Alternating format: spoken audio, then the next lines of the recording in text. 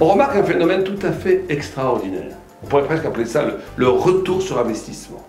C'est qu'il y a des gens qui font une activité, par exemple voir la télé ou passer son temps sur Internet, 2, 3, 4 heures. Sur le moment, il y a une certaine jouissance à le faire. Et à la fin, on est dégoûté, on dit on a perdu notre temps. D'un autre côté, il y a d'autres choses qui sont exactement à l'opposé, c'est la courbe inverse, où au moment où ils le font, c'est pénible, c'est difficile à prendre des gammes, à jouer au piano. Mais une fois que j'ai fini le travail, quand je suis libéré par le travail, que j'ai acquis une compétence, cette compétence me donne un art qui lui-même me donne des joies et des bonheurs extraordinaires.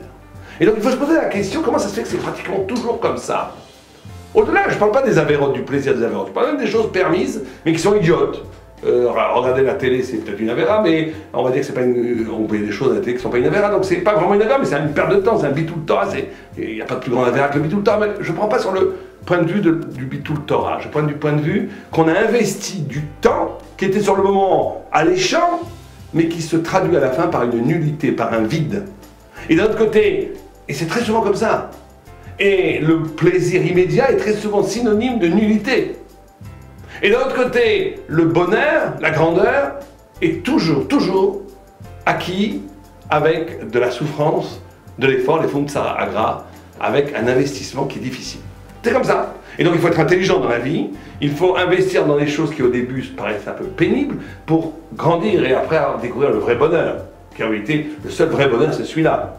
Et il faut essayer de restreindre un maximum les pertes de temps où sur le moment j'ai un certain contentement, mais très rapidement, ma vie est déliée, elle perd le sens de sa vie, ça devient complètement ridicule. C'est la rencontre du vide et de la nullité. C'est comme ça. Mais il faut se demander comment ça se fait que c'est comme ça.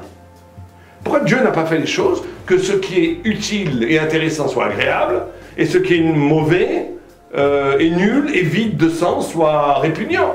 Dieu a bien fait ça pendant les nourritures. Dieu a créé un système extraordinaire où les nourritures qui sont bonnes pour le corps ont bon goût, et le charbon, le pétrole, on ne le mange pas parce que c'est affreux, parce que celui qui boit du pétrole serait mort empoisonné. Donc comment ça se fait que, on voit dans toute la nature est faite comme ça, que Dieu a créé du désir pour que les choses marchent, pour que la procréation soit accomplie, pour que la vie continue. Dieu a mis de l'orgueil et du kavod chez les personnes pour qu'on puisse créer un système économique pour que la machine puisse tourner, etc., etc.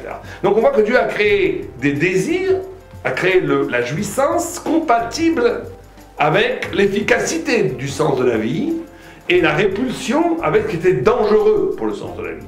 Ça c'est général, sauf pour ça. Sauf pour la liberté de faire qu'est-ce que je fais de mon temps libre. Comment ça se fait que c'est comme ça? Eh bien c'est une chose très extraordinaire. C'est parce qu'encore une fois, cette idée nous enseigne que l'homme ne peut pas être statique. Celui qui est statique meurt. C'est comme l'homme, c'est comme l'existence plutôt, c'est comme être sur un vélo. Si on arrête, on tombe. Il faut grandir, il faut monter. Or, l'homme n'est homme que s'il est capable de s'arracher de sa situation d'homme. Or, cet arrachement, toute renaissance nécessite un effort. Et dès que l'homme ne se laisse aller, et c'est ça en réalité le fond du désir, de se vautrer devant une télévision, de se vautrer devant son internet, avoir même des choses qui ne sont pas interdites, comme les informations et tout pendant des heures, c'est en réalité un yatsera qui dit j'en ai marre de devenir, je veux simplement consommer ce que je fais aujourd'hui. Quand quelqu'un fait ça, il profane, il détruit l'image humaine. Parce que l'homme est une vocation, l'homme est une passerelle de lumière qui doit se dépasser. Tout dépassement demande un effort. Il faut absolument que chacun de nous prenne sur lui cette notion de vocation à être plus grand que ce qu'on est. De dire je vais essayer de travailler pour me dépasser. C'est des fois pénible, c'est des fois douloureux même, ça demande toujours un effort, mais la récompense est tellement, la félicité de l'accomplissement est tellement grand que bien, non seulement ça vaut le coup, mais c'est à ce moment-là que l'homme se retrouve lui-même. C'est en devenant que l'homme est à l'œuvre et à nous.